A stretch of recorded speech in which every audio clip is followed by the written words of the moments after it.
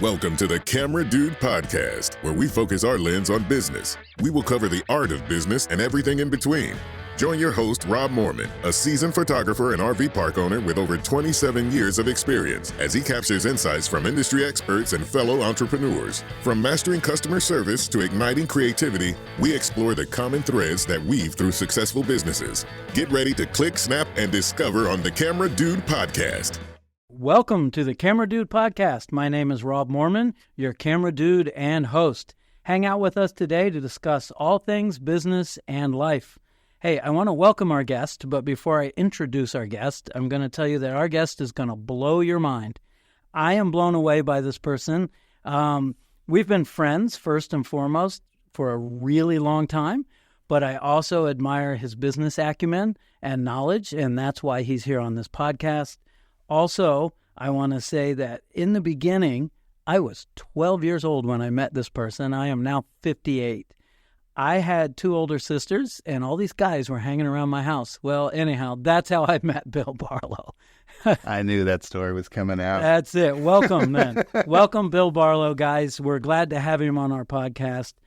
Bill has a bio that we're going to read, but before that, I want to say a few things, get a little warm and fuzzy. So my career exists because of the man that sits before me at this podcast table. I started a career in the motion picture industry. That was his fault. He invited me in, and next thing I know, 10 years of my life went, and I climbed the ladder some. Wasn't high up on the ladder, but I did enough that I was making a really good living for 10 years. Got a little burned out and got out, but that was all Bill that got me into that industry. Secondly, my professional photography studio. I went to Bill with an underwater camera and said, I can't figure this thing out. And he said, go down to vocational school. They got a photo class. I signed up for that class, did a 2-year stint and a 1-year internship, opened my studio. So that's also all Bill's fault, just so you know. And gosh, every important moment in life, Bill and I have been there for each other, whether it's business or personal life. And I like to say I'm very excited to know and understand that I'm the godfather of his daughter, Stacy, and he has another daughter, Alicia, and she's also really, I treat them both the same. They're both my goddaughters in my mind. And so that's a good part. Bill, welcome. Introduce yourself. Well, thanks, Rob. Gosh, with an introduction like that. I will say this.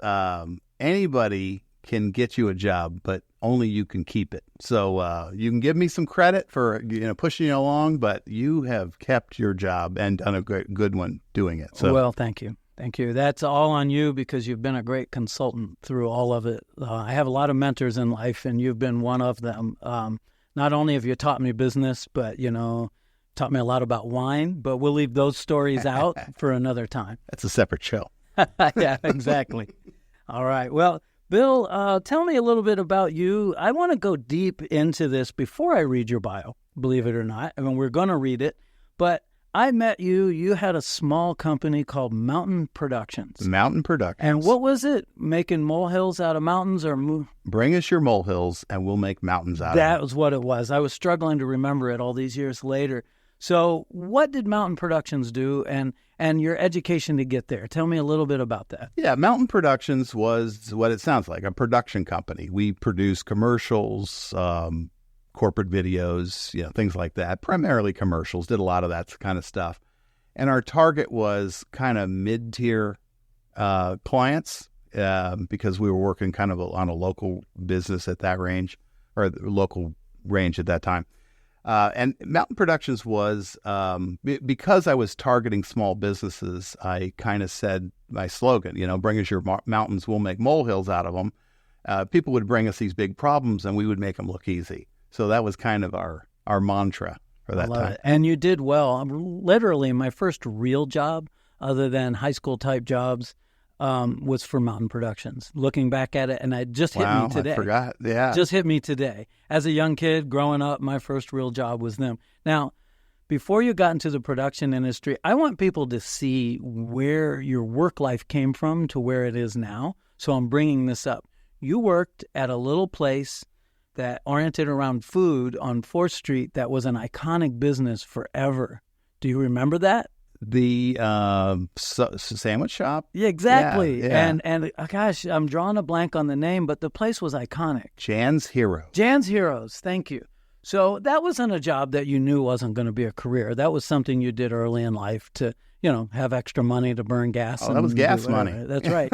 But I like people to know and understand that, because I remember you helping Jan back then, getting the word out and doing a lot of marketing and all, and you weren't even in that position in life yet. I think I was born for it in a way, because going back even into middle school, I was the guy running the projector. I was the guy, doing the machine at the time. I forget, the mimeograph machine or whatever they call it when you make copies to give out flyers to kids. And I forget what that thing's called. But anyway, it's all that kind of equipment, all for promotion. My local church, they brought me in and said, "Hey, you seem to have influence with people. Can you help us, bring kids in? Because we don't have enough kids in church." I mean, I've always sort of... So the statement that it's in your blood, to me, is true, and I've known you for a major portion of that, and it certainly is that way. A couple of things that we share that is also just a little side note here, and we'll get back to topic, is we both have a massive love of music, always have, and we've both had large music collections back when it was tangible and not digital. Now we both have a large digital music collection. You'll be glad to know that recently I've slipped back in time intentionally and started purchasing old audio gear from the 80s. And I have set up a beautiful Carver system. I modernized it. I can stream through it now by attaching a device and what have you. But I really missed a music place versus a little Bluetooth speaker that had horrible sound. I want to be immersed and surrounded by good quality music. And oddly enough, I bought a turntable because everybody's listening to records again, and I didn't have to buy any. I went to my closet, pulled the old ones. I got rid of most, but my favorites I kept, and so I've been spinning those lately. And being disconnected. So that's a really good portion of it. That's awesome. So back to your business life. Let's read your bio, and then we'll kind of move into about your education after that. But I think this will impress upon people.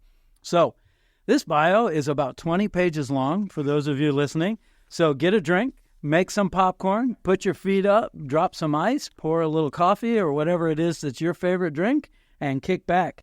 I may not read the whole thing, but I'm going to go through a major portion of it so that you can get an idea. Bill Barlow, 2024 bio.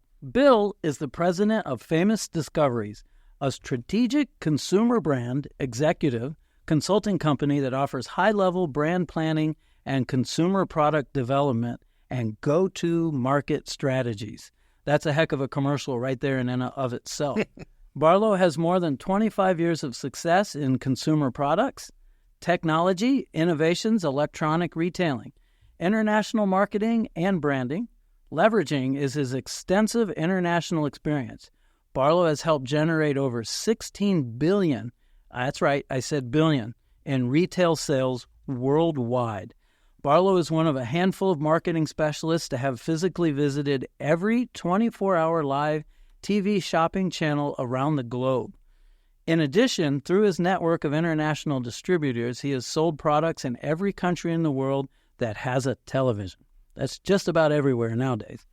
Barlow is an award-winning big-picture expert excelling in strategic planning, branding, global brand expansion, and creative problem-solving. Barlow's leadership is employed as a celebrity brand developer, strategic consultant, corporate advisor, and as a corporate board member. And we're not done, so sit up tall, wake up, there's more to read, all right? Stay with me. His recognitions: in 2021, Barlow was honored in the 5th Annual Global CEO Excellence Awards by being awarded the Most Visionary Wellness Product Development Business Leader in the United States. That's a pretty big accolade, so congratulations on that. Thank you. Yeah, there's some things about you I didn't know until I saw your bio. Sometimes he's a little humble and he doesn't share. So in 2020 and 2021, Barlow was chosen by CEO Magazine as the CEO of the Year in the USA, so that's a double hit there. That's a good thing, right? Developed CBME beauty and skincare line with Denise Richards. Helped Nygaard International expand brand sales, launching into TV shopping channels throughout Europe, growing sales by over 43% in 1 year. That's a massive increase. That was a great line, man. That is a great line. And that brand sold. I have 2 businesses. What are you doing the next few months? Let's amp this up, right? Yep. So he was the executive director for Pitch TV in the UK, Barlow grew profits and positioned the company for sale by increasing revenues by 300% in just 2 years. That's, to me, beyond my understanding as a small business owner. So I'm fascinated by that. And at some point, you've done something similar to me with me. To me. It was painful. I had to go to the hospital after. No, it was a Sunburst RV resort. Yep. And you brought us up by 42% in under 5 months. And you did it as a friend, so I appreciate that, helping me with the struggling business I had inherited, which now is doing well. We'll talk about that later. Yep, yeah. Barlow generated $24 million in sales in 2.5 years for Infusion Brands by leveraging his international relationships to extend the company brands to consumers globally. There's just a little bit more. We're going to go through it. He co-developed and patented a new television broadcast method. That's a good thing. He established a national campaign for Black & Decker, bringing their company to direct to consumers through marketing efforts.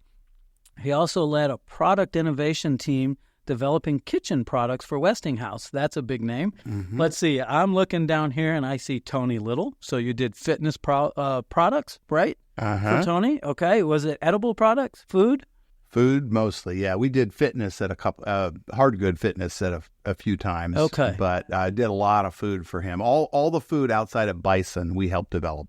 That's fantastic. I've met Tony a few times. I don't know that he would remember me, but things that I've photographed as a professional, he's been present at, and we've communicated at some point.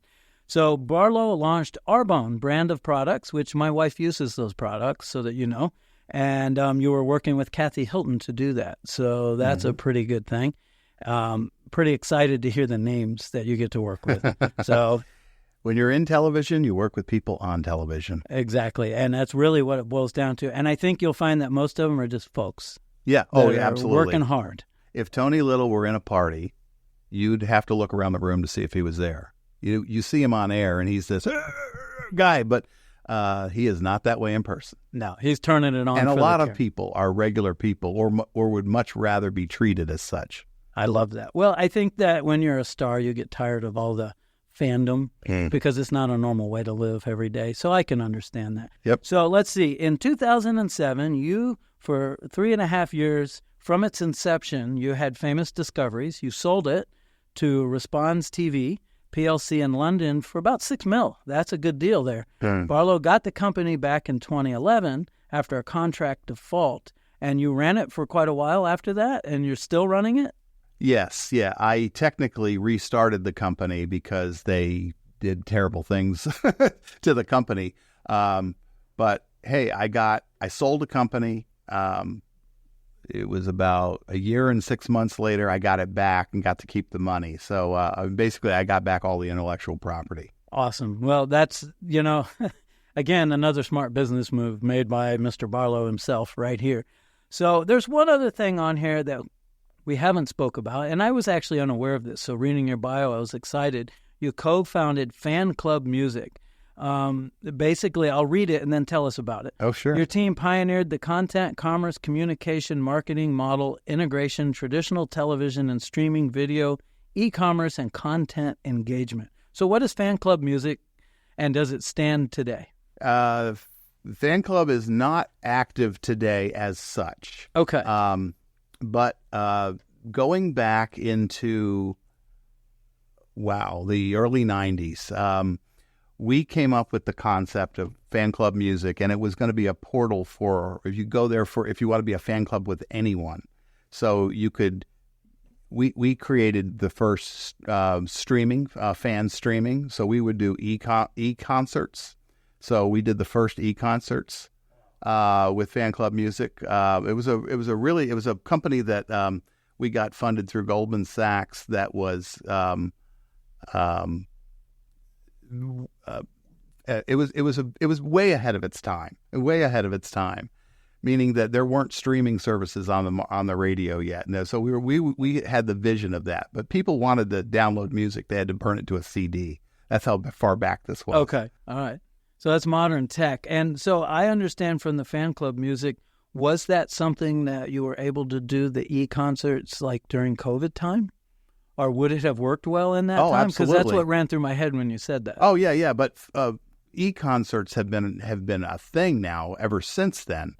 But we started with a concert tour. Well, actually, we started with a single event that was done in Itchycoo Park, Tennessee. And it was, at the time, the largest classic rock show in the country. It was bigger than Woodstock. Wow. And we filmed it all in HD, which HD was brand new. So no one had an HD set yet, right? So we filmed that and then pushed this concept out. And then Goldman Sachs didn't get it and then unfunded us and then said, no, we're going to go a different direction. Oh. And the entire market has proven us right. And we were sitting on it. Yeah, that's sometimes it was early and they didn't see it. And some people, that company, it sounds like on that one topic, not the whole company as a whole, was that they couldn't see the vision in advance, and you guys did. And so that's a hard sell when you see the way it's going, but it hasn't actually gone that way yet. So we want to get into something like that here when we talk business. So I want to do a little bit more here, Bill, and jump back to our notes a little bit. So you're a marketing guru, and that over the years, we've kind of heard your resume through your bio. And now you're consulting with small businesses, and you've become almost a master in the flow, function, and productivity of a business and relations between customers and or employees and so on. How does all of that background equate to that now? To marketing? Yeah. Well, I like to say marketing is the most educational business on the planet. Every product you market, you have to learn all about that product. You have to, if it's a formulary product, you have to learn about the ingredients. Why are those ingredients good? Why might they be bad? What does the competition do? So you learn with marketing. You're constantly learning. But it's not just that. You, as a marketer, you have to be fiscally responsible, meaning you can't run a campaign that's going to lose money. So the first thing you learn as a marketer, besides the product, is finance. Am I spending the money? Am I returning the money? Am we doing all that? Then you need operations, because if you outsell your goods, you need to get new goods. And then you need to learn how long are those goods going to take. So now I'm learning operations. I'm learning logistics. And then I've got people that are managing all those things. Now I'm into, HR and employees. So from the marketing desk, I've learned every aspect of business that there is. I like to tell people that I now focus on the problems that keep CEOs up at night. They don't understand what the solution is, but they know there's a problem. So I come in and try to figure that out.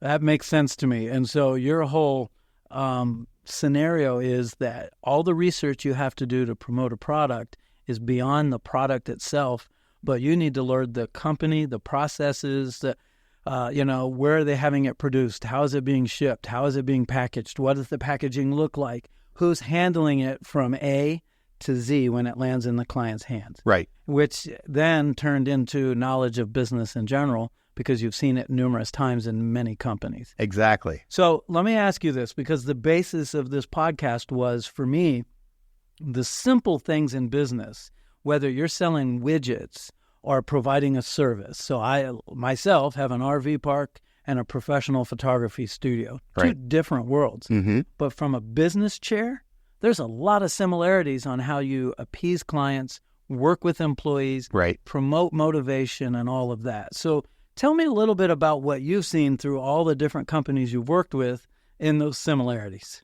Well, as you say, there are sort of business similarities, but a beauty company and a service company, say it's a plumber, are quite different in the way that they go to market. So your go-to-market strategy is considerably different, but your approach to customers might be identical. I Agreed. want a good product. I want a good service. I want a good delivery time. I want a good service time. I want a great experience for my customer, and that will get me the kind of response I want in the marketplace. I mean, long gone are the days where you're in charge of your brand because you do what you do in marketing. The consumers own your brand, and they own everything that is said about your brand. You can't stop it. You can't control it. The only thing you can do is be great. Well, that makes perfect sense to me. And A lot of people will tell me this, a small business owner, oh, you have a small business, you get to make your own hours. I have over 2,000 clients at my photography studio. And no, those clients make my hours. If you call me and say we have a corporate event on a Wednesday night and I was supposed to go fishing with some friends, I don't know why I said fish. I never go fishing. But anyhow, I had some other obligation. Yeah. I'm going to that client's event because number one thing is if I don't show up, the photographer I send is going to be just as good as I am, right? And that's who they're going to call next because that's the person that was in the file last. Right. And so I've lost a client. So no, I don't make my own hours. My clients make my own hours. And there's a lot of sacrifice and a lot of soul being sold, but I don't find it negative. Mm-hmm. So sometimes today, new business owners, hey, I didn't sign up for that. I'm not working. I'm going to go to Disney World or whatever they do. Right. And I thought, wait a minute, I sold a lot of my soul in order to get my business off the ground. There's zero regrets. I sit back and I look at the benefits, the experiences, and what the business has reaped and how many people's lives that I've been able to touch through the process of professional photography is well worth anything else. But if you don't do it, I notice those that don't commit that way don't last long.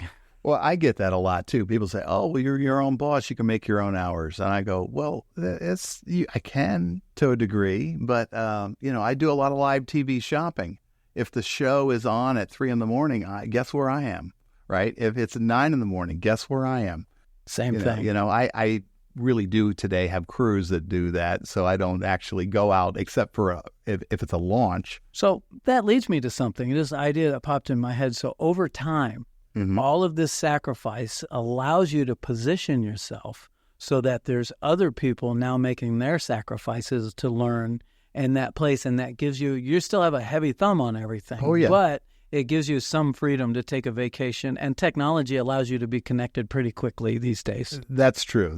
I spend most, the old Jimmy Buffett song is I ruled my world from a payphone, right? Well, I can rule my world from my laptop anywhere I go. Perfect. And generally speaking, I'm sitting at my laptop all day long doing something, whether it's a video conference or editing. I mean, I don't have to be in the same room or the same country where we're editing anymore because it's all online. I love it. Love it. That's what makes life a lot easier. My second business is 9 hours from where I live and work here in St. Pete. And online screen sharing mentality has been the best thing possible that brings me closer to my business without physically being there. So I know exactly what you're talking about. Let's jump into this a little bit more. What I have here is we read this bio, and it's a whirlwind of stuff. Blew the hair right off my head. Okay, wait. I never had any. That took 10 years. Yeah, right. That was a long time. So we had talked about education a little bit. What I bring this up for is for others to see what hard work, what dedication can do. We talked about this podcast being a little bit about motivation. Yep. Okay, so I'm going to use the education and motivation kind of as a one topic that we can swirl around within.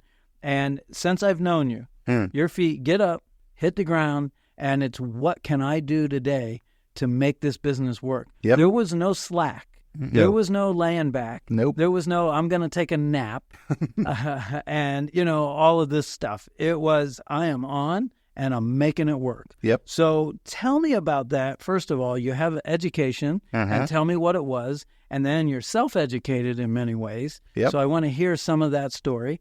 And then what is it that keeps you moving? So a young business owner will understand the reason of the sacrifices that we have to make to be successful in life.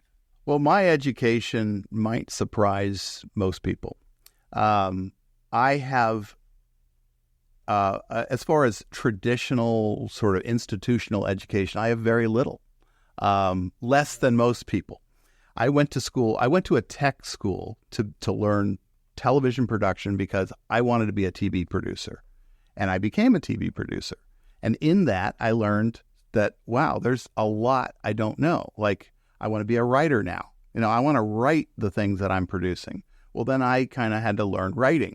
And I have somewhat of a natural eye for it, but I didn't know patterns. Today, you could sit me down, tell me a subject, I can write about it. But I didn't do that overnight. I learned to be a writer. I learned accounting because I had to do fiscal responsibility to my productions, right? So I had to be able to do cost analysis to show clients that they were getting a return on their investment. So continue those thoughts, but what I'm seeing a pattern of is a need. There was a demand that created a need to be self-educated on whatever topic that you're mentioning and going to mention here. Right. And so you jumped in with both feet, conquered that so that you could get a step ahead in what you were doing. Oh, absolutely. So, yeah, what other things popped up like that? Back, and now I'm dating myself, but back in the early days of what they called desktop publishing. Remember that phrase? Yes, I do. No one knew that. I didn't go to school for that. It wasn't even available. If I had gotten a degree, a traditional degree, it wouldn't have been available. So I sat down in front of the computer and learned it. I learned a lot about computers. I learned a lot about, I went from what in the heck is this to about 3 years later, I was writing for Corel magazine. I was a guest author for Corel magazine because I had studied their stuff so effortless, so endlessly, I guess, that they said, I submitted an article to them and they said, oh, this is great. We never thought of that. And so they started Fantastic. to ask me for more. You know, we're dating ourselves with Corel and all of those programs. They got bought and became Adobe. Yes, right, exactly, which we use at our studio daily, which is something to talk about. Well, that's awesome to hear that because I think I've already said it, but I love the fact that some people might have that demand to learn something new and back off because they feel overwhelmed. But instead, the mind of Bill Barlow jumped into the fire with both feet, put out the fire, managed the fire, controlled the fire, and created a business out of that based on that knowledge. So let's take a moment and hear from our sponsors. Moorman Photographics, where every click captures the essence of life's most precious moments. Our studio stands as a beacon of creativity and professionalism, offering a myriad of services tailored to your every photographic need. Whether you seek a studio portrait or the allure of on-location sessions in the Tampa and St. Petersburg waterfronts or lush parks, we bring your vision to life with creativity and professionalism. Corporate headshots, we excel at those too, providing impeccable quality whether in the studio or at your corporate headquarters. Need portraits for a large team or event? We orchestrate seamless setups for groups or individuals. But our expertise doesn't stop there. From high-end school portraits to photo restoration, from pet portraits to product images, our portfolio spans the spectrum of photographic artistry. Led by professionals with degrees in both photography and fine art, our team is dedicated to exceeding your expectations with every frame. Step into our studio where creativity knows no bounds. Contact us to book your session today at moormanphoto.com. Well, you'll find this true of successful people in general. They don't stop learning. I personally have an appetite for learning, so I wouldn't be good at my job if I didn't. I will work in a skincare project, let's say, and I'm working with a skincare project right now that's kind of interesting. And in doing that, I have to learn about the ingredients that are in there and how to talk about them or how to defend them or whatever. And now I can sit in a room and talk with the chemist and say, here are the things that are in this formula. Here's what I like and here's what I don't like. And they go, wow, we hadn't thought about that. So now I've been influencing product development from the marketing chair. So it's very fun. Well, I think it's all part of it. You can't market a product if they put out I won't mention a particular company, but it's a hand lotion, and they tout it does all these things, and you put it on, and it feels like you got motor oil on your hands all day. Right. It's not a good product, and it's not going to sell. Right. All the effort that you and the company put into it would have fallen null and void at some point. Yep. Because they're going to quit buying it. Word spreads pretty fast. Exactly. All right, so I'm going to my notes a minute. Okay. So as a small business owner who's not a global market, okay, both of my businesses are considered local, and so I'm on topic one here. And what I wanted to think about was this, is you market for companies, and they're global. Right. And then my business is local for both. I depend on social media, absolutely, but my number one form of business is networking. Okay? That's why I'm here doing this podcast. I met Naaman Creative, the host and producer of our podcast, and I wanted to say that this person, if I hadn't been in the networking group and hadn't shown up and watched their energy, tenacity, and ability, I wouldn't have wanted to jump on board. I've always wanted a podcast, but I didn't want to do the work. Well, it's wonderful to have a place where I sit down and there's a mic in my face, if you will, and I can produce this podcast. And our sound tech, Jordan, over there, he's waving at us. If it wasn't for him, he cleans up my squeaky voice and gets us walking and making us sound really good. So all I do is find the guest, make an outline, sit down, and produce a podcast that I think is going to drive energy in the business world as well. So networking is my number one way. So to the question, what are some of the things you're doing to make people aware of your business? Because it's global and local. And tell me which is the best balance for you. Yeah, so networking is by far the best thing you can do. I network, in different circles, but I'm fishing for different fish, right? Right, absolutely. So, but I have the good benefit today of most of my work, almost exclusively, comes to me by word of mouth. I rarely pick up the phone and say, hey, let me get this account. People call me, which is a blessing after all these years. Yeah, absolutely. And you've earned that. And I would say that word of mouth comes from longevity in having a consistent quality, consistent service, consistent presence, and, meeting with the people that are like-minded that can hire you and do all that. So, and thinking of that, you worked with famous people. You did some work with Smokey Robinson and his wife. And so you got your business out to them. Yeah. Talk to us about the process of getting to meet them and work with them. How did they find you, and what was that all about? I was actually referred. I have a good friend. His name is Tim Story. I don't know if you know him. He works with Oprah on a television show, and he's a international speaker. Okay. He has known Smokey Robinson for many years. So he called me and said, hey, Bill, Smokey wants to do a project. He wants to do something. And I said, I'm busy. I don't have the time. I turned him down 3 times. And then the third time I said, okay, I got the time. I can work on it. I sat down with them on the phone and said, what are you looking for? What do you want to do? And they wanted to do skincare, which was not what I would have picked, but it was a fun project nonetheless. So we had a good time. Awesome. That's good to hear. So everything you said boils back to networking. You were referred to them by someone that you communicated with, done business with, or whatever, and have upheld that relationship over the years. Yep. So it's back to networking. As a small business owner, for me, being in the local community is networking groups, chamber events, other special events, and being present at trade shows throughout town, showing up with cameras at fundraisers so that all the people I work for are usually there. And so they see me over and over again, giving back to the community, et cetera. Yep. And that's what pulls them in. Now, I use social media to back that up. I'm a little opposite. Mm-hmm. A lot of people, especially in the photography business, will find their clients online. And it seems to be like a one-hit wonder. They get that client, they do the job, and then they never see that client again. And that client ends up whoever's in their news feed next versus building relationships with that family. Right.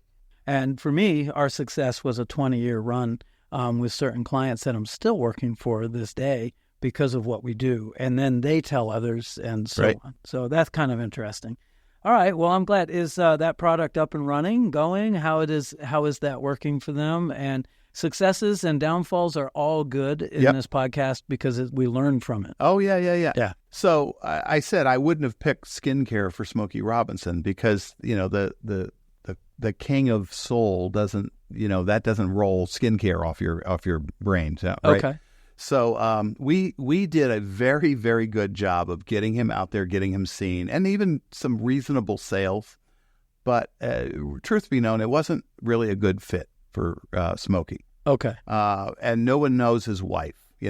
She's a lovely person and wonderful. She's a perfect fit for the product, but no one knows her. So they want celebrity.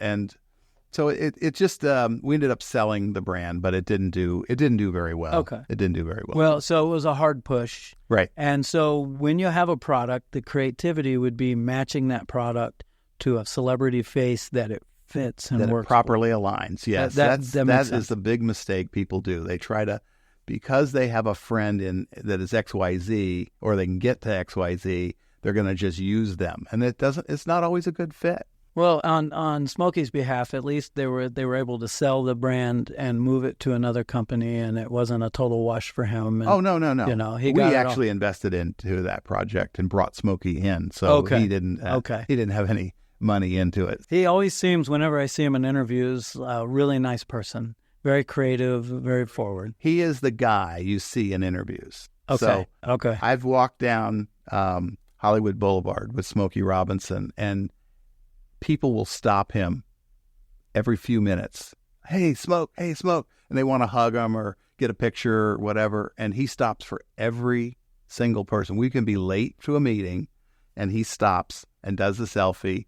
And if you get him in private, he says, these people are why I'm here, right? I am theirs, right? So he figures there's no way he's not stopping for that interview. Or that whatever. So that's an artist that's appreciative of the fans. Right. And the people that have followed his career his whole life and are still following. And he's put energy into it because he's the product. And when people want to see the product and get a picture and, show their friends they met Smokey, that's what he stops and does. And if you think about it, once they post that image on social media platforms, he's getting a lot of PR out of that, Well, it does work for him in a positive way, but in his heart, he is genuine that his fans are the reason he's there. He's on his 6th decade of putting out records, so music. So 6 decades, that's awesome. Over 4,000 songs. Wow, phenomenal! Think of all the writing and the time in the recording studio to produce all that is a lot. He still does it. Still. Well, thank you, Smokey, because you've enriched its music to our life wherever we go. I mean, it really is. All right, another question. Let's move forward here. So I kind of touched on this question. I'm on question 3. I'm jumping around a little bit. Okay. But I want to know what makes Bill tick, because we're talking about new business owners. So what drives you the most in business to get out of bed every morning to hit the ground running? There's an old saying you used to have in the movie industry, where there's a bill, there's a way. Let's talk about that. What is the energy that you jumped into? Well, I think that summarizes the me. I mean, everyone needs a why, right? And my why is because I love it. And awesome. I kind of only do things I love anymore. I'm motivated. I'm driven. I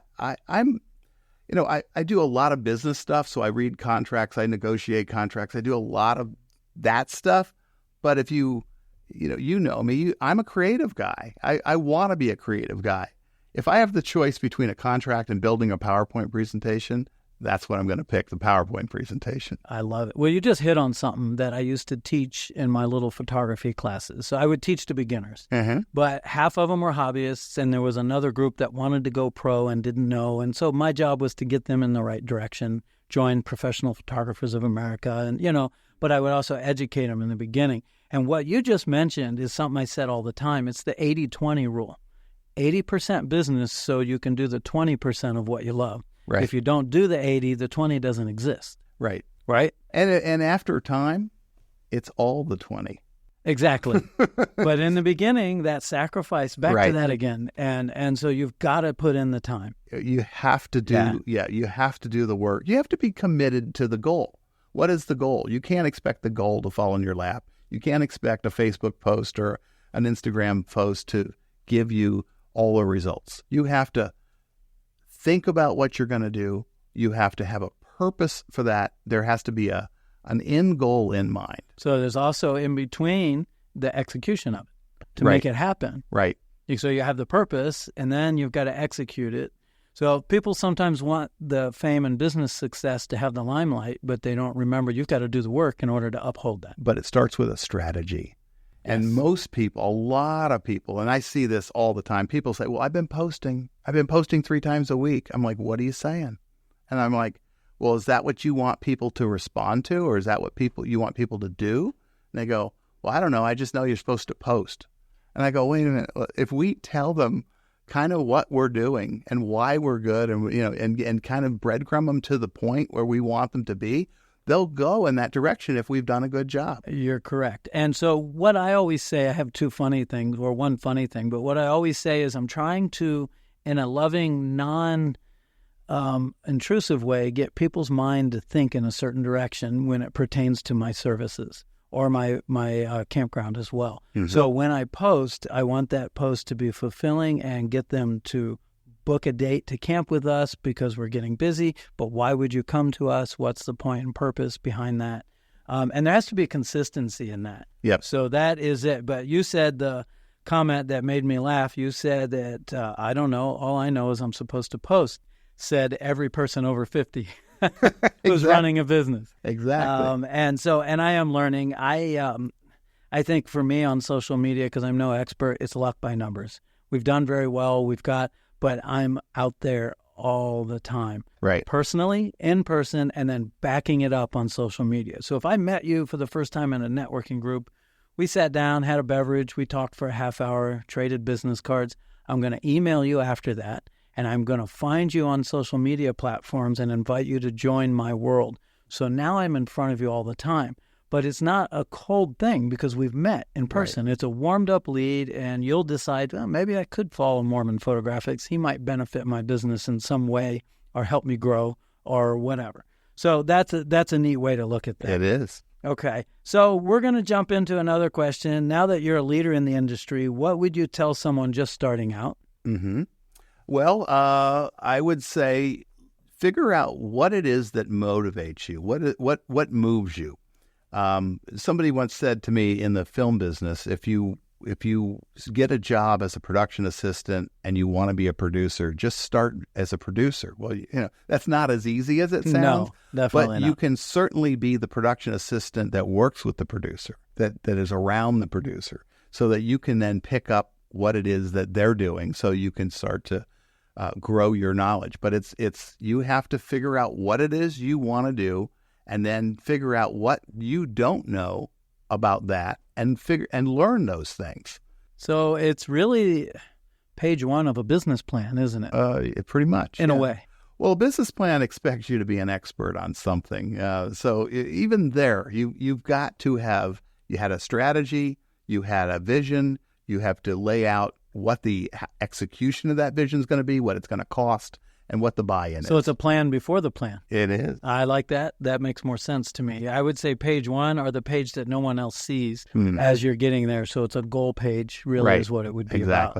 And then you move into your business plan. I love that. All right. Well, that's a good thing. So you're kind of a marketing guru and a product development person. Mm-hmm. Give 3 tips that you recommend for those getting started in that world. If they have a product, someone has come to me, that happens as a photographer. I've sent you a few of those clients. Not everything has panned out, but someone's made, I remember a client, and you might have worked with him, and he made this wonderful little photo frame for wallets that go on the dashboard. Yeah. And we did those images. Beginning product. Cool little product. Yeah, but I don't see it anymore. No, he didn't really have the money to market, so he was, he was too small to be effective, and he couldn't dedicate. He was doing it part-time, so that wasn't his day job. Okay. So again, that happens a lot also, is people, they have a passion and a vision, but they don't put behind it what's necessary to succeed. So in his situation, I would see that what he would do is make a few of the prototypes, come to you, and then say, I don't have time or money, but it's my idea. I own the copyright. Get me the people and make this work. And then step back, and you decide before you say yes, obviously, if it's a marketable product and if it's going to actually work. Right. And the question that people don't ask, that they probably should ask when they're going to someone like myself, a marketer, is what do I need? What are my options to succeed? Or what are my options in marketing with my reality? And often, some of these people, you can license a product. So I may have a great invention, I've patented it, I protect it in some way, but I don't have the money to do it. Well, maybe there's a big company out there that wants to license it from me. They'll do everything. They'll pay me just to do that. Maybe there's somebody that the marketer knows that has money, and they're looking to invest into products. Right? That happens more times than you want to believe. Fascinating. So. Well, I think that's a good way to transition here, because there's so much involved in that. We could be here for a month, as you know. What would you say to an older business person that desires to change it up and to keep up in the game? Because what I've found is once they're in the game for quite a while, you get stagnant. And it's not on purpose. Nope. That happened at my studio, and I was able to change. The fact that I'm sitting here is one of it. I've been in the change process for about 5 years, and it's really never ending, actually. Mm-hmm. But you have a product, you have your blinders on, you're doing it, you're producing it, and the world is changing around you, and you don't realize it because everything's going well, and then, bam, it's not. What do you say to them? Well, people get complacent in their business because they go along and they're making money, but they're not growing. They're kind of just stagnant. And they do what they do because they did what they did, and they're not looking at it. And then pretty soon new technology, new social platforms, new something comes out, and they're not part of it. And then all of a sudden their head's turning and they're going, why are all these people getting all these sales on TikTok? What the heck is TikTok? I don't even like it. Yeah. Well, maybe I'll give it's you an opportunity. I'll give you an example at our studio. So I was booked to do a job at a prominent museum here in town. And in the 11th hour, the person that hired me on staff there let me go. I hadn't even photographed it yet. So I was there 2 weeks before for another client leasing their space. And so I reached out. Was there something wrong? Did one of my staff say something? Typical business owner trying to, so it doesn't happen again. Right. I said, look, we may never work together again, but let me know so that I can solve any problems within my business. I would be grateful.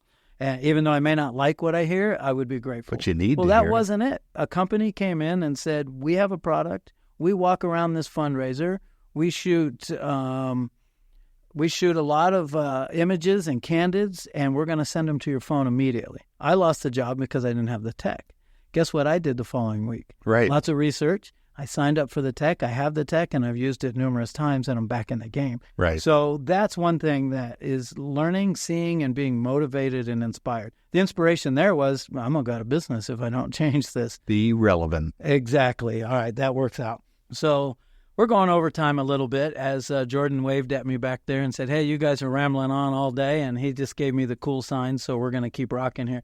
Talk about customer service in brief and how you handle positive and a negative situation. Think of a small business. So they have a widget, they've sold it, the person's dissatisfied with it. What is it that you're going to do? I have some theories that I'll interject as you go. Well, let's start with negative since you started with negative. Negative is the most important thing to address. Agreed. You address it head on, you address it fast, and if you made a mistake, publicly apologize. People love transparency. But more than that, they don't believe companies will do that. And when companies do it, they feel like, wow, they stepped up. Something's changed. And we've made mistakes in projects and campaigns, and we've gone out and publicly apologized and offer some kind of consolation for our error. And you'd be surprised at how much goodwill that brings back. So I see in business with clients, it's not that the company they're contending with made a mistake, it's how they deal with the mistake. Yes. Own it. So if I make a mistake at either of my businesses, I will step forward and take care of it. Sometimes, not always, but sometimes the client is just out there. Mm-hmm. But I deal with it as if they're correct.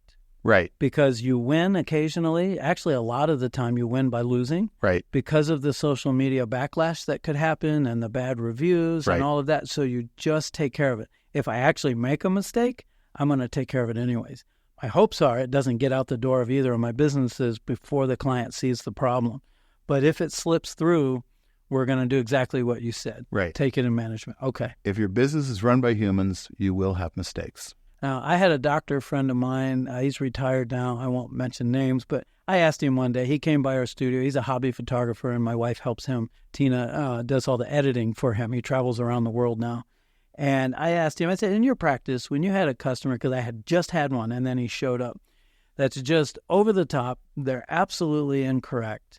And I'm not being prideful. It was this customer there was no pleasing them no matter what that before happened. The problem, right? Which wasn't actually a problem. And he said, I give them all their money back, all of the product, and I put my energy into finding a brand new client that actually cares. Yep. So, okay, that was mind-blowing to me, and that's what we do now. Yes. I satisfy them as best as I can, but, we have to carry on doing what we do. All right, so let's go on. Talk about customer service and how you handle positive and negative situations. We did that. So open topic. What would you like to tell the world listening today? Be brief because we're running out of time.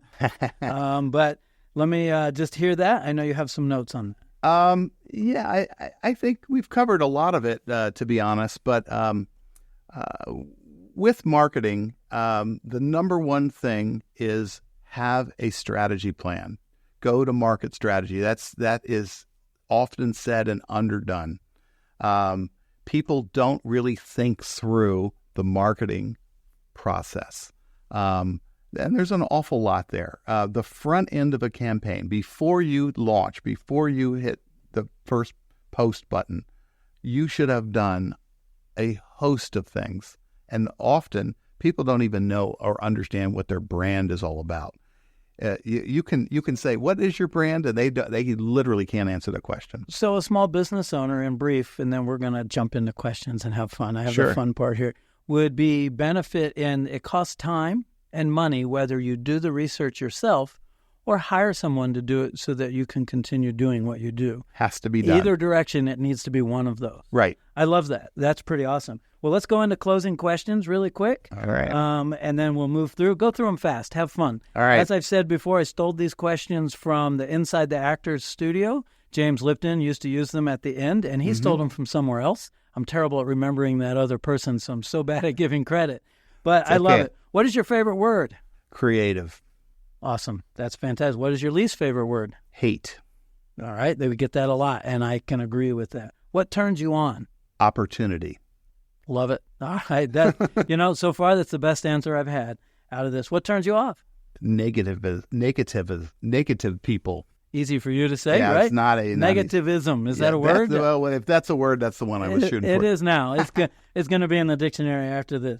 All right. What sound or noise do you love? Gosh, that's a tough one. I guess sizzling.